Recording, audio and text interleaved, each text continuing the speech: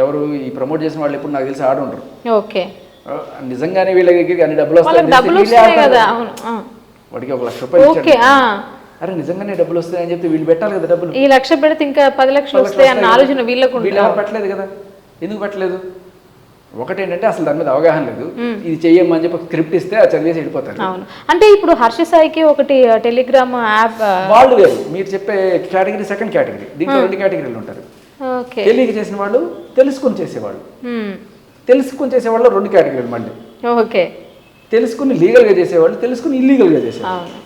అంటే ఈ ఐపీ అడ్రస్లు ఇవి దొరకకుండా వాట్సాప్లో అయితే దొరికిపోతాం, లేకపోతే టెలిగ్రాములు ఇలాంటివి ఛానల్స్ బోర్డ్స్ క్రియేట్ చేసి చేయడం, ఆర్గనైజ్డ్ క్రైమ్ లాగా అది చేయడం అనేది ఇది తెలిసి చేసిన ఇల్లీగల్ పనులు.